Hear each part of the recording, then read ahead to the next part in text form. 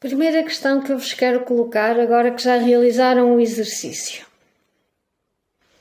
Algum de vocês conseguiu contar o mesmo número de pés ou de palmos do que eu?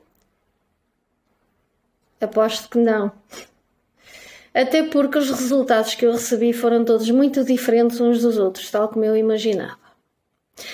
Ora bem, porquê é que a professora decidiu pedir-vos que fizessem medidas primeiro? Um pouquinho para justificar o facto de nós utilizarmos medidas universais. O que é que isto quer dizer?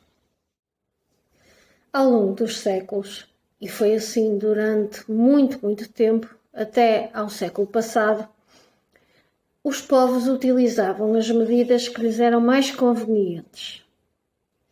Por exemplo, os egípcios, há cerca de 4.000 anos atrás, tinham umas medidas próprias, que não eram propriamente as mesmas que os outros povos utilizavam, que, por exemplo, os povos africanos utilizavam. O que é que os egípcios faziam? Utilizavam a medida do cúbito do faraó, que era a medida que vai desde o cotovelo até ao dedo médio, até à ponta do dedo médio, utilizavam esta medida daqui até aqui para praticamente tudo. Ora, deparavam-se com alguns problemas, por exemplo, medidas mais pequenas do que o cúbito do faraó. Como é que eles mediam?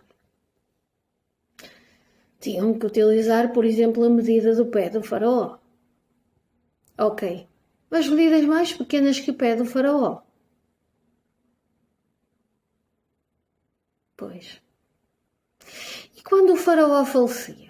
Como é que eles faziam? Tinham que voltar a medir o cúbito do faraó novo, do faraó que lhe tinha sucedido, do pé do faraó que tinha sucedido ao outro faraó e por aí fora. Pronto.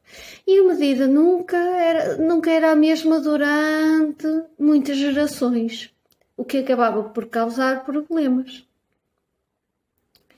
Para além disso, utilizavam também o palmo.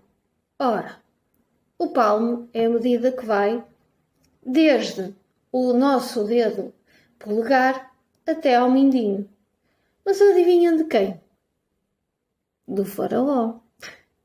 E voltavam a ter novamente o mesmo problema quando falecia o faraó e o filho lhe sucedia, porque geralmente era o filho que sucedia ao faraó que falecia.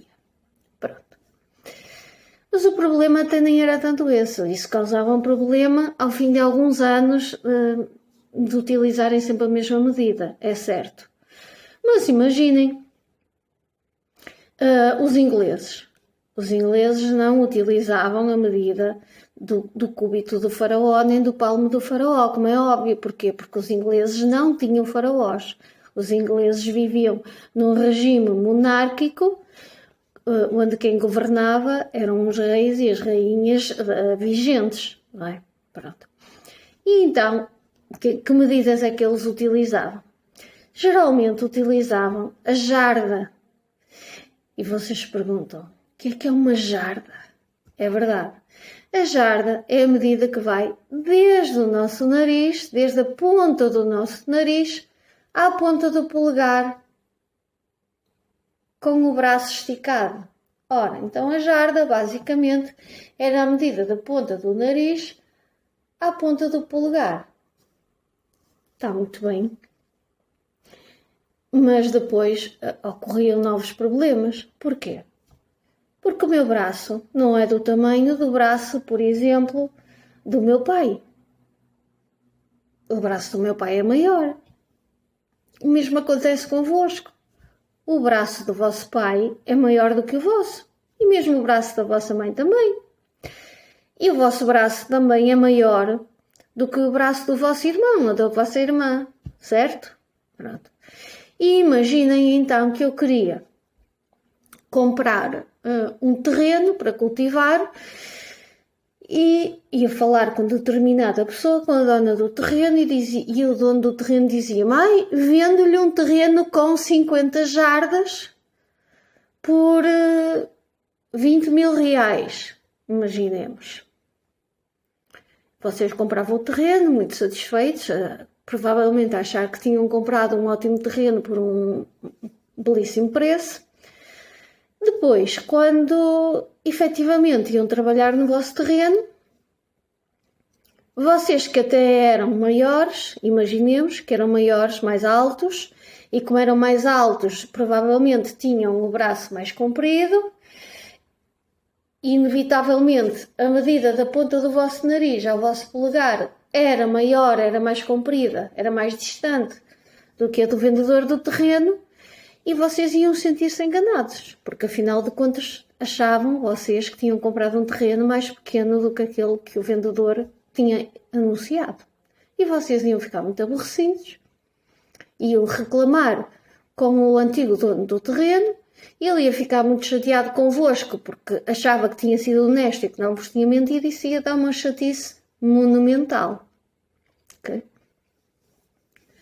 O mesmo acontece, por exemplo, noutros países como os Estados Unidos, que ainda hoje em dia utilizam como medida principal a milha, que equivale mais ou menos a 1609 metros dos nossos, daquilo que nós consideramos que mede 1 metro.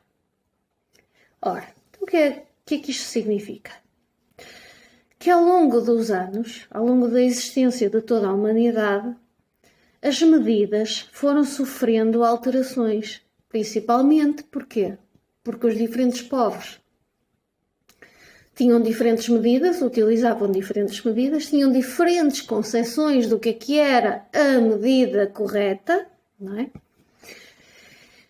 E como tinham diferentes concepções e nós temos todos um bocado a mania de que a forma como nós pensamos é que é correta, isto acabou por trazer muitas chatices aos seres humanos e aos negócios que faziam.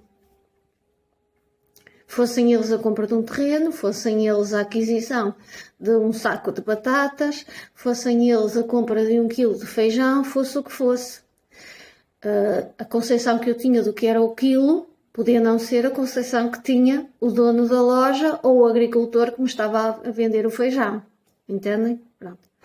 E então, todas estas confusões que foram acontecendo e que levaram o ser humano a ter comportamentos, às vezes, não muito corretos, levaram aqui um grupo de pessoas, um grupo de representantes de diferentes países, logo de diferentes povos que tinham diferentes medidas, a juntarem-se para, entre eles, conseguirem definir um conjunto de medidas standard, ou seja, um conjunto de medidas que teriam que ser utilizadas pelos diferentes povos, pelas diferentes pessoas dos diferentes países, tipo uma linguagem universal, uma linguagem matemática universal, de maneira a que deixassem de existir os conflitos que existiam até à altura, principalmente na altura dos negócios.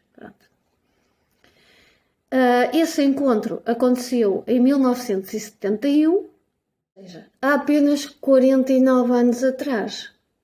Ora, tendo em conta a história da humanidade e a idade do homem no planeta Terra, 49 anos atrás é muito pouco tempo, ou seja, eles criaram um sistema internacional de unidades, um sistema internacional de medições que pudesse ser utilizado, como eu vos estava a dizer, pelos diferentes povos dos diferentes países, de forma uniformizada e de maneira a evitar mais conflitos.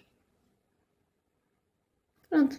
E foi assim que surgiram medidas como o metro, para fazer medições de comprimentos. Em vez de usarmos o pé ou o palmo, ou a jarda, ok? Foi assim que se impôs o quilo e o grama, porque o grama é a medida universal para pesos, para medir massas, aquilo que vocês chamam a medição de pesos. Surgiu também o litro, como medida universal das medidas de capacidade. E muitas outras que vocês, entretanto, vão aprender. Uma breve explicação, que já vai um bocadinho longa, é verdade, O que eu vos vou pedir é que vocês procurem realizar os exercícios das páginas 110 e 111 do vosso livro de matemática e depois me digam se tiveram alguma dificuldade. Até lá, um beijinho gigante para todos e até o próximo vídeo. Fiquem bem e mantenham-se saudáveis.